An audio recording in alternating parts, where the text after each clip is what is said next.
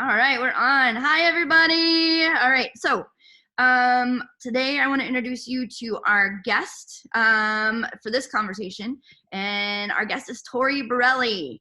Yay! Hi. Round of applause. So, Torie, can we start by you telling us a little bit about yourself? Sure.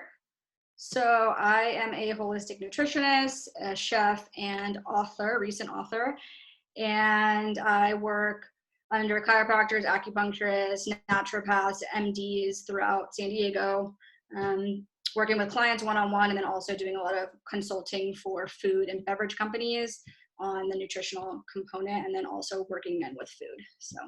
Oh, that's really exciting. Yeah. So obviously times have changed. Yep, times have changed. Things are kind of strange, right? Yeah. And so, one of the things that people are talking about out there is like, how do they boost their immunity during times like this and stuff? Yeah. So let's crack it out. Let's go ahead and start with the more of that COVID route, since it's there and we have to talk about it, right? Yeah. What do you suggest? What are you telling people is important right now? It's actually interesting because I just wrote my whole newsletter this morning on how to boost your immune system. So it's very fresh in my brain. I think the first thing to talk about is just de-stressing, because everybody is stressed out with, whether it's just like having all this time in their hands, or whether they have kids at home and they're trying to work from home, or they don't have work, all these struggles that we're dealing with. So figuring out, your way to de-stress. And maybe for you, it's exercising. And maybe for somebody else, it's like taking a bath. But like whatever it is, I have people, write down a couple of things that make them feel better. And, I'm very similar to you, like just even a 20-minute workout, you feel so much better afterwards. And right. So doing like that, especially when you're tired at home and you have all the excuses not to do it, writing those things down really help, because you're like, okay, I felt better. I did this yesterday. I'm going to do it today. So finding ways to eliminate stress is huge for the immune system, because when we're stressed out, our immune system's weakened. The second thing, and I'm starting off with like off ones just because I feel like nobody talks about them, is sleep. Sleep is something that is essential for our body to be able to detox and replenish and rebuild and do all the things. And normally when we're working and super busy, we put sleep on the back burner.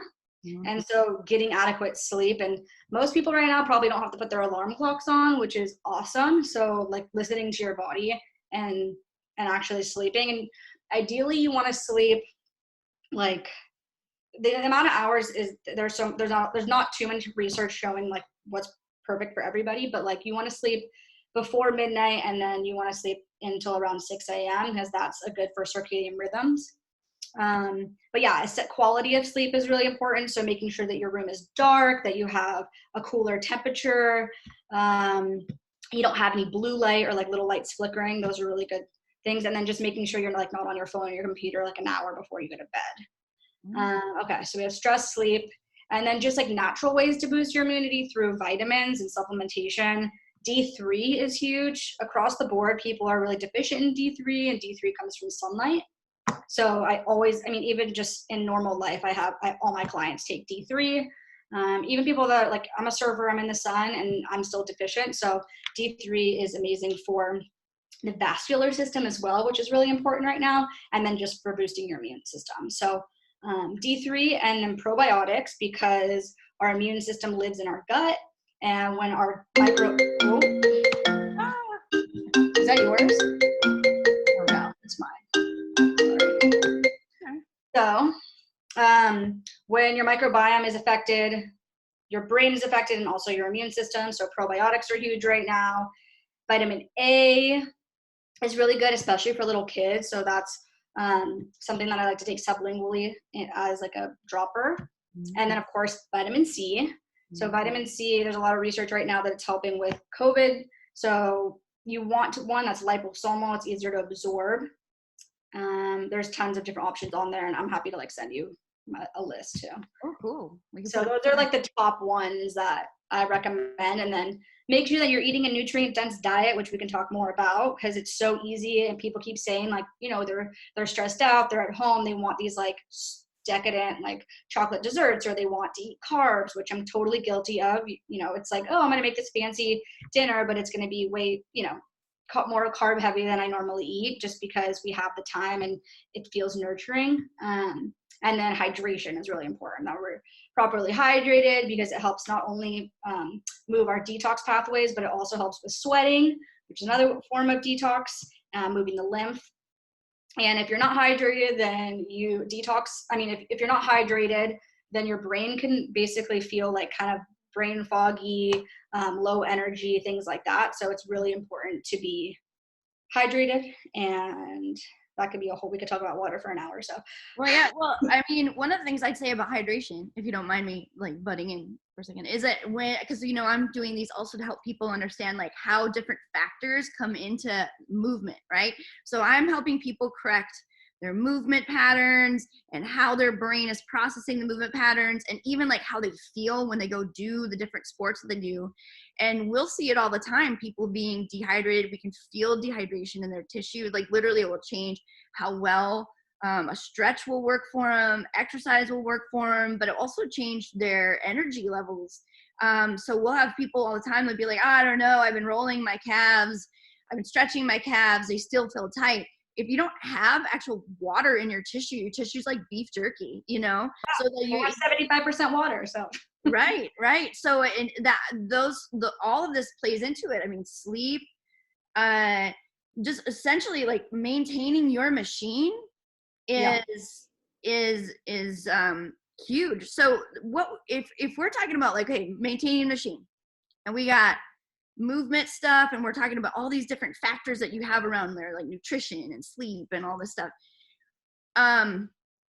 What do you think, like, why do people want to just focus on one thing versus like, hey, in order for my machine to be correct, like if it's a car, you'd give it gas, you'd make sure your air is in your tires, you'd make sure things are lubricated and that things are new and whatever. So like, why do we only want to focus on one central thing and just be like, I'm only going to focus on water, or I am going to focus on sleep, or I am going to focus on vitamins, or I am going to focus on exercise? Like, what is your take on all that? So I really think just with, I've been working in nutrition, seeing one-on-one clients for 12 years, and I've seen all different kinds of people, and a lot of cancer, a lot of autoimmunity, things like that. And I feel like sometimes I overwhelm people. Sorry, there's like a helicopter or something. I think that I'm in Lemon Grove, so yesterday we had quite the scenario here. It was very sad. So yeah, I don't know. There's been a lot of helicopters, but anyway, so the reason that people don't think that all these factors are important in not only boosting immunity but just feeling good is because I don't think that they correlate certain things with how they feel. So for example, we'll use hydration because this is one that I see across the board. Dehydration can give you, let's say you have migraines and maybe I have just like total low energy and this other person can't sleep. It all could be dehydration because like I said, we're 75% water. So I find often that when I see somebody, they come in they have Lyme disease and they have they have stomach cramps and they have all these symptoms. I can't just give them supplements. It's not going to fix everything. I can't just tell them, hey, eat this food. It's going to fix everything. Hey, maybe one glass of water isn't doing it. As soon as we like target everything, all their symptoms are going to go away. Mm-hmm. So normally I think what the problem is first of all, people just don't know and they don't correlate like, hey, when I eat dairy, I have diarrhea.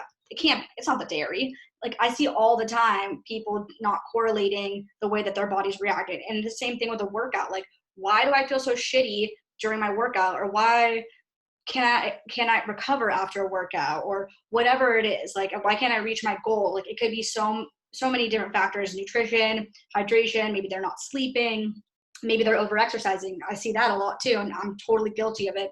So I do think it's overwhelming. And I also think that we don't I know I work a lot with doctors. Like there's a lack of nutrition education in the medical field. Mm-hmm. And so, people go their whole lives eating healthy and doing healthy things, but they're not really doing it. Like I see all the time, people not eating enough fat. And I just wrote a keto book. So I definitely specialize in high fat, and it's insane that people are so scared to eat fat because they think fat is going to make them fat because of whatever they saw on TV. And as soon as I enter fat into their bodies, everything else, they feel good. And it's crazy, just a little bit of something. And, you know, you see it in athletes as well, because they're going low carb or with low fat, and then, they, you know, they don't feel like they can gain muscle or whatever it is. So, sorry, that was a long-winded answer, but I do think it's just super overwhelming, and there's a lack of education and a lack of knowledge. And that's kind of what I feel like my goal is. And my little niche is to like help people understand how it's not that hard, but it is all the things. Yeah. Well, see, that is exactly the cool thing, is that that's exactly what we're trying to do at M4SL as well, is that there's so much poor information out there about what people should be doing, what is healthy, what is not. Like, for example, people are like, yoga, right? Yoga's happy. Like, let's say that yoga, it's healthy. Well, if that's what your body needs, what it actually does, then it will be healthy for you. But if it's not, you know, if you don't know what's supposed to be happening and what's actually going wrong, you can't pick the correct fix, right? So like the same thing for you in dietary. If you don't understand what it is to be healthy, then you can't assess what is wrong. And then you can't say, great, well, you should be here. This is what's missing. So we need to target this, you know, like and people just are just like going for these like sound bites. They're like, have exercise, blah, blah, blah, blah, you know, water, you know. So you really kind of brought that back around. That's very true. That's exactly what we're trying to do, is educating people to make empowered decisions about totally. And there's not, and what I've learned a lot from you and just working with you is like, and the same thing with nutrition, and we go kind of hand in hand with a lot of stuff, is that there's not a one size fits all, unfortunately. There's patterns, like you always talk about, glutes not being engaged, or you know, those are things that I hear you say often. But for me, like, I played a very high level soccer, and the first time I met with you, you taught me how to do a regular squat, and I'm like, do you know how many squats I've done in my life? Like, you know, and you hear it in yoga, you hear it in all the different workouts that people are doing all day long, and they're telling people whatever to do it incorrectly, and then people having all these injuries. And it's kind of the same thing with nutrition. It's like, breakfast is the most important meal of the day. Like, that's not true, but I'm not kidding when people, they're just obsessed with eating carbs and sugar for breakfast. So, you know, I think you're so spot on with there is no one size fits all, but if people start to understand like what it is they need in order to reach an end goal, or just in order to feel better, I don't think people realize how bad they feel though. Yeah, well, no, same thing. Like, really, when I started working with you, you had something in your mind that you didn't like, my hip, my neck. But did you really understand how bad everything else felt? Like your foot, for example, or something like that, right? Until it starts moving better, you didn't even know. But that's part of our survival mechanism. Our brain makes whatever we're doing normal so that we can just survive. And then we just end up like reducing what it's actually telling us. Totally. 100%. And, you know, and we are like animals in a way where we're like made to run from the tiger. And so all of these other things get pushed down. And same thing with like, I bet you a psychiatrist would say the same thing, like emotions, we just push down and hide them, which most people do on the daily. And then all of a sudden we blow up, or all of a sudden so it's like the same thing with the body. And I mean, I know so many people, and I'm sorry that I keep talking about poop, but it's such an important part of nutrition. No, let's talk about poop. But like, I have like a 2-page thing on my wellness like initial exam, and it's all about like poop. And so many people just say that they like, oh, everything's good, like they won't even like fill it out, and then they're like, oh yeah, I poop like once a week, and I'm like, excuse me, like what? And so it's really interesting, because I mean, I've put you on a cleanse before, so you know how it is. But it's like, if I know, I mean, I have people send me pictures, but people have like, they've never even looked at their poop. They're like, oh, that's so gross. And I'm like, oh my God, it tells so much about health. So I think just like getting people out of their comfort zone, and, you know, realizing how connecting the way that they're feeling could be their environment, or, you know, the way that they're doing a squat or whatever it is. It's like, this squat isn't hurting my neck. Well, maybe it is. I don't know. So yeah. So I have to tell you, you've actually, since you talked about the cleanse thing, you've helped my life in a huge way. And that's one of the reasons why I want to talk to you is, like, yes, we can geek out on the science of the dietary and the science of the movement and how it all kind of travels this line. but you helped me see things that I wasn't seeing, and one of them being water, like how important water is. But you introduced me to the different, not like everybody out there's like, oh, drink alkaline water, this water, that water, but the health behind water, and actually understanding and knowing what you should be picking with water and what water can do. Do you want to tell them a little bit about like Sure. that? Yeah, so it's actually interesting because when I met Noel, you know, people come in, there's maybe 2 or 3 people in there that I don't know, and I would always like hear you ask people about, you know, what water they're, or how, not what water they're drinking. You would always ask like how much water they're drinking. And it was always like, oh, maybe I should say something, maybe I should say something. But you know, most people just think all water is created equal. And unfortunately, it's not anymore. But back when we had like active springs and we had fresh water and we didn't have big agriculture systems and pesticide runoff and, you know, pharmaceuticals flushing their stuff. So now our tap water is very, very toxic. If you're interested in, if you're, you know, in your car driving right now, or make a little note to go on the environmental working group, ewg.com, and you can put in your zip code and it tells you everything that's in your tap. And it's crazy. Like most people have 6 to 8 cancer causing carcinogenics in their tap water. And, you know, our skin's our largest organ. We're 75% water. And even if you're drinking out of a Brita or something, you're drinking water that's, you know, highly inflammatory. So there's, you know, Noel and I, we started talking about water, and I just was explaining like, hey, the way that water gets into the cell is just like food, right? And so the way that our bodies actually can not only absorb it, but utilize it is the most important part. So how many times have you like, you know, chugged a big water and then went to a workout and you like felt it gushing around in your stomach? Like that means you're not absorbing it. So or the fact you could drink like a half gallon. I could drink a half gallon while I was working, and all I did was pee, but I still felt super dehydrated. And I hear that from my clients a lot as well. Yeah. So this water that I recommend, and it's a medical device in Japan, and it's called Kangen. But basically the water that it creates through an ionization process. So it's not, it does create more alkaline water when you're testing the pH, but it's more than that. It's actually changing the molecular structure to have active hydrogen, which active hydrogen is an antioxidant. So when you say that people are inflamed, when you work on them, you know, when you're doing body work at your office, and when you're seeing people aren't recovering and things like that, is because we have tons of free radicals, and free radicals are essentially just inflammatory molecules in the body. So inflammation comes from everything. Stress, all the things that we talked about, we need, like, are good things, like, you know, not stressing too much, not sleeping, eating an inflammatory diet. Maybe even working out causes stress, so causes inflammation. So free radicals are the bad guys, the inflammatory guys, and then the antioxidants actually from the water go in and bind to those guys and take them out of your body. So it's anti-inflammatory, this water. And it's not new. It's been around for almost 30 years, and it hydrates you on a level that no other water can. So why can't you just buy alkaline water at the store? Because first of all, it's in plastic, and most water bottles that are in plastic have plastic particles inside them, which is very bad for hormones, very bad for, you know, cancer causing stuff. But besides that, like, it's just tap water that they add sodium bicarbonate to, which is just baking soda. So when you test that water, it will test a higher pH, but it doesn't mean you can absorb it. So I tell people, like, if you turn around any of those alkaline water bottles at the store, at Whole Foods, wherever, they will have a long list of ingredients. Your water should have one ingredient. It should be water, just like your food. You shouldn't turn it around and have a long list of ingredients. So unfortunately, this water doesn't have a shelf. It's not shelf stable, so you can't bottle it up and sell it and it's sit on the shelves. It has to be fresh because it's creating ionization through the titanium plates.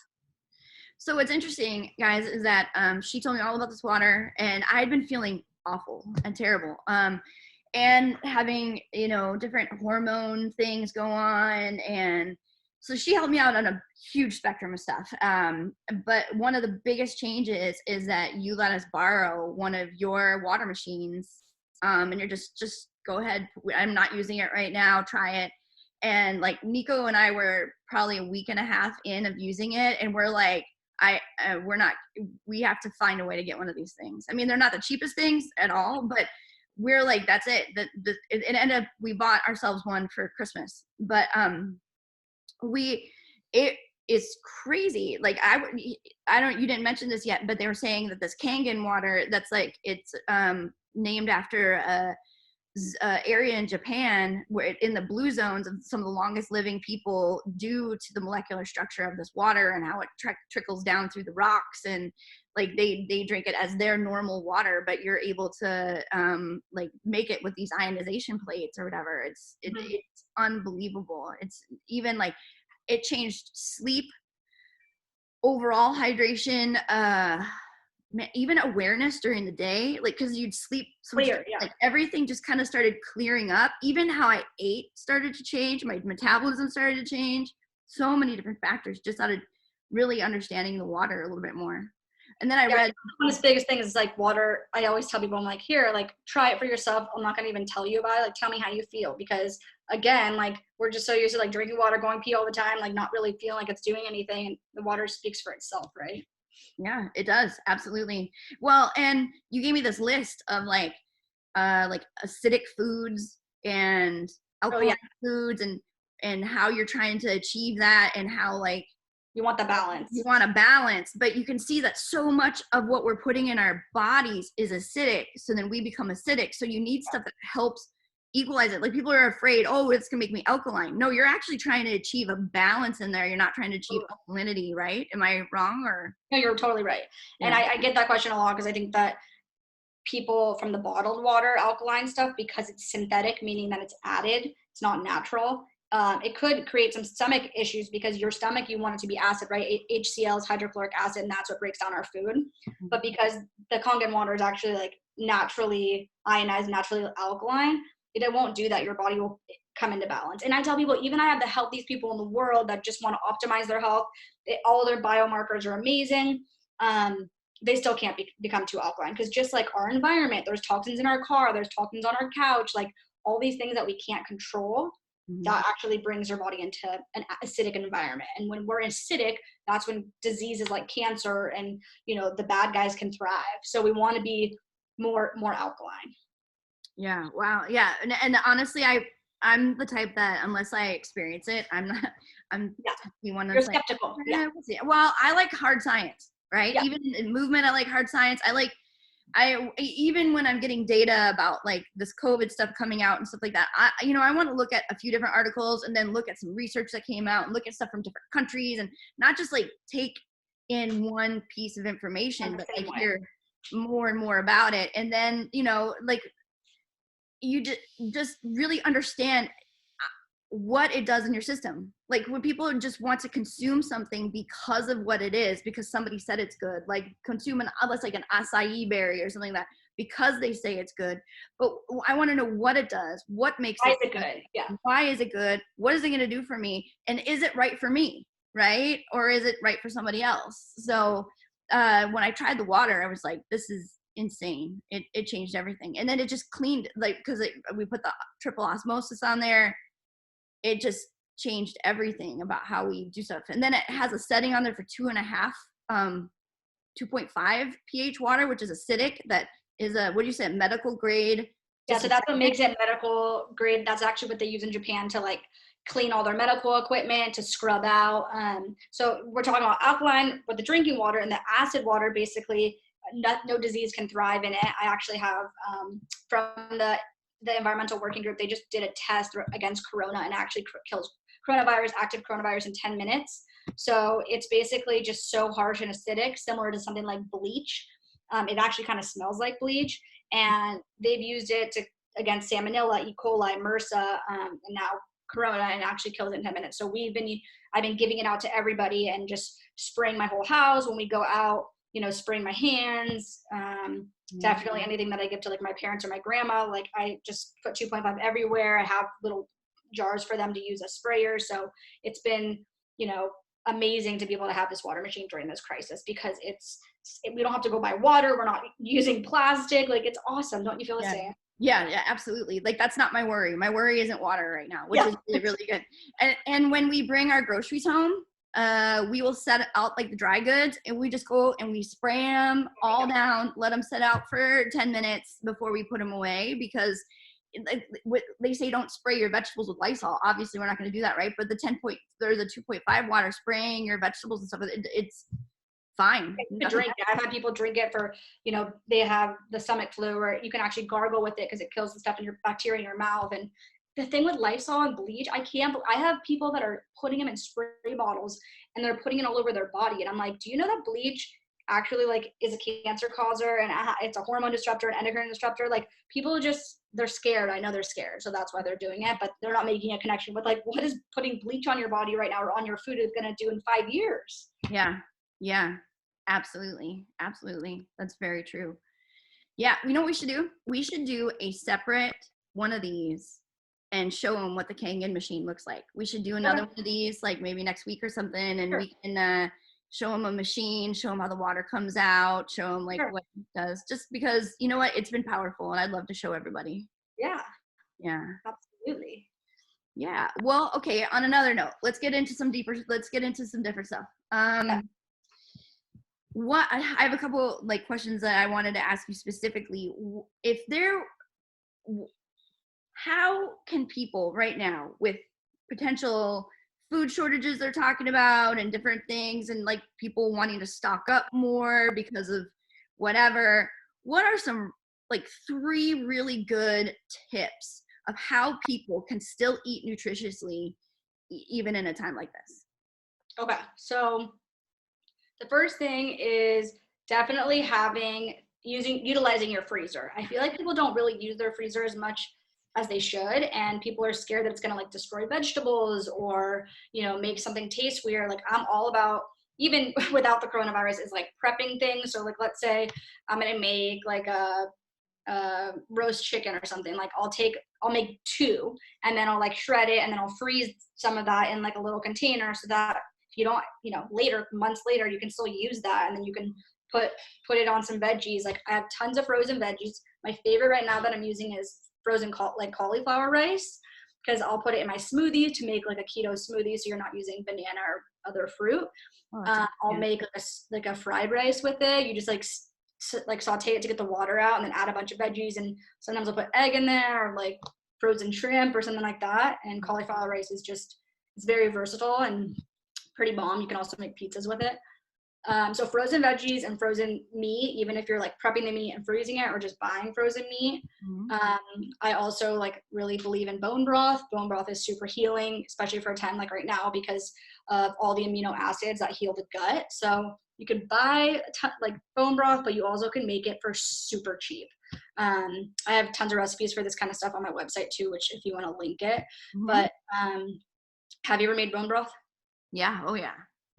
Isn't it like crazy? Once you make it once, you're like, I'm not gonna buy a $7 little pack of bone broth that's in the freezer section anymore. Like, you'll just make a huge batch, freeze it, and then it's so like, I'll sip on it throughout the day. Like, if I have tons of meetings, I'll just put it in like a little mug, and sometimes I'll put coconut milk, sometimes I'll make it savory or sweet, or put like spicy pepper and lemon, and I'll just sip on that. And it's just such a healing kind of little hack, and it spruces up anything, whether it's if you're making rice, or if you're making just a bunch of veggies and you put some bone broth in there, it makes it so much more flavorful. You know what I did? What? I took white beans, cannellini white beans, right? Yeah. At first, I soaked them in Kangen water, the 11 for 15 minutes. And that took all the phytic acid. I cannot believe how good beans and rice and things like that taste when you use that. Oh, so for cooking, it's insane. Yeah. Yeah. And then sauteed some like onions and garlic, and then I put the white beans in there, and then I loaded up with bone broth, and I cooked them up with bone broth. It was really tasty, a little bit like cumin and oregano, and it was like just a good like little side dish with some other stuff too. But yeah, it's like just little things. And that's like something that you probably had you probably had the bone broth in your freezer and the beans in your pantry. And you're like, boom, I just made something. And you just brought up a good point, is just like the pantry herbs, like the herbs and spices that are, sitting in your pantry. Like, people don't realize that they have tons of antioxidants. I mean, not as much as fresh, but just use a little bit more. And definitely I recommend organic because of the way that they're grown. But spices are awesome, and they make your food taste amazing, and people are scared of using, like, just try a couple and, you know. Yeah. So that's really good. Well, on that note, Yeah. we a couple weeks ago cooked from your cookbook. Yep. We cooked your lamb barbacoa. Oh my God, I know, you sent me the photo. That's my favorite recipe. That was so good. And then we took half of it and froze it, so we still get to have some of it again. Yeah. But yeah, like that was It's like you could simple. have that later. Like you can have, you guys are working or whatever, and then all of a sudden you're like, hey, let's pull that out for tonight or for tomorrow and whatever, saute it with eggs or something easy bomb. And eggs are also a great one to like have, like I'll have people soft boil them because you don't want to overcook them because the yolks have so many benefits. But then you can make egg salad, you could throw the egg on your bone broth soup, you can have it as an afternoon snack with some like yummy Himalayan salt. Just like easy things that are satisfying, but they also fill you up and they're nutrient dense. Mm-hmm. So what was another one that is just like easy? All right, so if somebody was gonna pick a really good nutrient dense vegetable, what is the couple of your favorite nutrient dense vegetables? Just out of random. So I would say a leafy green. I know that's broad, but something that I find most people do is eat the same green. Like they always go to the store and they buy kale, or they always go to the store and they buy the box spinach or something like that. And every single one, so spinach, kale, chard, arugula, escarole, endive, all these greens are in season in San Diego all the time, so we're lucky, but they all have different benefits. So rotate your greens. But so a leafy green is going to give you tons of nutrients, and they're so versatile. You can saute with them, you can make an easy salad. Broccoli, I know that sounds like kind of cliche for nutrition, but it's just something that everybody really likes. Kids like it. Just don't steam it. Steaming it is so boring. Like roast it with some avocado oil, or put it in the pan with some sesame oil and make like a stir fry. Or what I've been doing is putting it on the barbecue, getting all crispy. Well, that's a good idea. What kind of spices do you put on it when you do it? I just did the last one. I just did it super simple. Sorry, I don't know what. Avocado oil, and then I just did avocado oil and salt, and I quartered it, and then I got it like charred on the barbecue, and then I just made like a Greek yogurt cilantro sauce, and we dipped it in that, and it was so easy and so good. Oh, that's good. Here, you'll be proud of me. I have to show you something. Here, I'm gonna walk with you. You can keep talking, but I'm gonna show you. Okay. So another vegetable I would say is blueberries, and those aren't like 100% keto, but because or a vegetable. A vegetable. Sorry, did you say vegetable? Sorry. No, that's funny. All right, are you ready? Oh my God, you have a garden? We've been building a garden. Oh my gosh, it looks so good. And back underneath that lattice thing right there, we actually just got 10 baby chickens. We're actually going to be putting them in a coop back there. Yay! But I wanted to show you back there. Do you see the Swiss chard? Yes. I just want to tell people how easy it is to grow chard. We got tiny little chard plants, and they are just already that big. And once they start going, they just are huge. But yeah, we went all out. You can freeze those and put them in your smoothie, or you can take it out for like a quick saute with some bone broth. Like it's super easy. I actually in my side yard right now, I have a planter box and a bunch of organic soil. So that's on my list. And I don't know if you know this about me, but my background's in organic farming. That's what I went to school for. Well, apparently now we have to talk to you more about stuff. But we travel so much, like my husband and I, and so I don't have a garden because I kill everything and then I get all bummed. But now I'm like, we're home. Like, let's freaking plant a garden. And nothing's better than eating your own food. Yeah, well, and you never know, like, especially here in San Diego, we have all the good sun, we have the ability to do that. And like Nico and I were just like, you know what, I built those boxes. They're literally, they're super easy to build.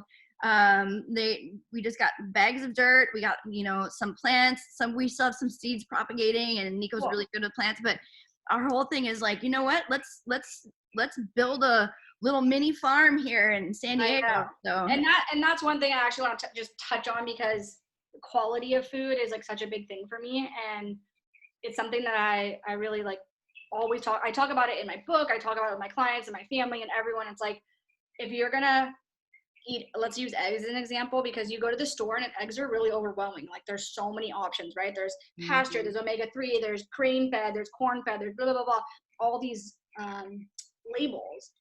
So people are always like, well, it's just so overwhelming, like I'll just buy the organic ones. And so something that I'm just like we talked about at the very beginning, like, why don't people do all the things? And I think it's just a lack of education, like not knowing something. And like, the chickens that are going to be in your backyard are going to be, and the vegetables are going to be the most nutrient dense that you could ever find in the store. Why? Because you're picking it and then you're eating it. You have no idea how long a vegetable or fruit has been sitting at the store. And that's why I always tell people, if you live in a place, which most of us do now, that you can get a CSA, which is just a local vegetable and fruit box, at least they're coming from your area.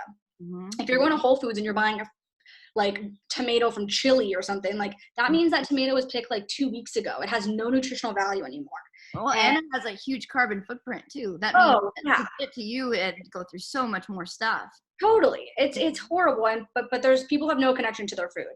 And here in California, we're so different, but like people in the Midwest or people that don't live in sunny California, like they just go to the store and they buy a piece of meat and they don't understand, like, you know, what this sounds so like, I don't know, but like what the animal went through, like how many, did it have hormones? Like, did it ever leave its cage? Especially with chickens, like they don't even grow feathers. They don't have legs. Like they're just being like they're in a hole, just like lay eggs, and they have injections and all these things. So if you can do something right now is plant a garden. Is like, I've been telling everyone that's going in my newsletter. It's like, even if it's just a pot on your kitchen window and you're growing some herbs that you're going to throw into your whatever, into your salad, like it's awesome. It's going to help you so much and boost your immunity. Yeah. Well, now I have to show you this. Yeah, no, that's exactly it. I mean, and part of it too, like, you know, we don't plan on eating our chickens. We plan on eating the eggs that they're going to create. Yeah, but they are, like, just knowing that we're going to have, like, they're going to be free range. They're going to run around in that little run over there. Yeah, they're going to eat all your bugs. Yep. And then they're going to poop on stuff and fertilize it, which is amazing. Here, look at this. We got it up on my little deck here. I don't know if you can see it. Yeah, that's awesome. Little herb box that we made out of a pallet. Literally took a pallet. It's like trash. Like people throw that away. Yeah. See, Nico kind of went crazy with the succulents. Oh my God, it looks so cute back there. We're like in a little jungle. That's what we decided to do.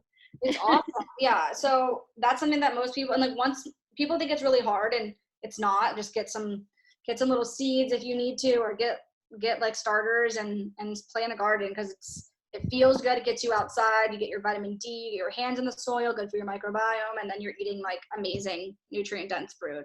So I think that's some of the best information that you can give people is like, yeah, let's de-stress, but let's also like get more into how we're handling our bodies, get more into how we're feeding our bodies, get more into like meditation. I've been doing a lot more meditation and things that help me, you know, exercise and breathe and ground. And, you know, it's huge. Yes, we could think of these times as like things are shut down and this and this and this and this isn't happening for me anymore. Or you can look at the things that you never had time for before as well. Totally. And just trying to be positive. Like, it's so easy to get in a negative loop of like, poor me, like I don't have this and my work's canceled and this is so scary and all these things. But it's like, at the same time, it's like, dang, we have time.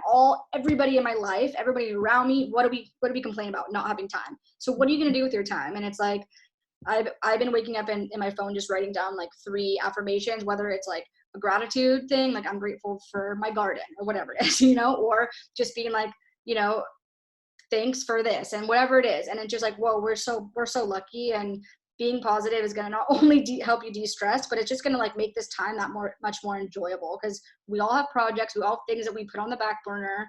Like, it's like cook something out of my book. Like, maybe you've never cooked lamb before, or maybe you've never made your own salad dressing, you only buy salad dressings, like just little things like that. And what it's helped me a lot is just writing things down, because like if I'll think of something, I'll write it down, because if not, it's like, oh, I have some time now, and what are we gonna do? Oh, I guess we'll open a bottle of wine at 5 o'clock. That can happen too easily. But you know, if you have a project and drink wine, maybe it's better. Yeah, yesterday Nico was finishing filling the boxes because I built them and then she was filling them while I was doing something else, and she's like, "Can you bring me a glass of champagne?" And I'm like, "Yes, Yes, yeah, you're working for this one. yeah." So yeah, I mean, we're blessed that we are in a place that we are, and that hopefully the both of us, like, our end goal is to help people feel good. And sometimes we have to focus on ourselves. And I know for me personally, and I know I'm just going to speak for you, is like, it's so easy for us to tell people what to do all day and not necessarily do it ourselves because it's overwhelming, and we put ourselves last. And so in the wellness world, and now it's like it's our chance to like focus on ourselves and maybe like share that with other people, and just kind of like keep doing what we're put here to do. That is so well put. And on that note, I want to express my gratitude for you because, it's been great working with you, but now in times of change, and it's great to, talk to you in different capacities, and, knowing that this will help people, and that's what we're here to do, is help people and figure it out. So if you guys want to get a hold of Torie, or if you want to ask us more questions or her more questions, we're going to put some links in there for you. And then we will set up something else to do more stuff with water, because that will be fun. Sure. Yeah. All right. Yeah. So for now, we're going to say goodbye, but we are going to see you guys soon. Thank you so much, Torie. Thank you.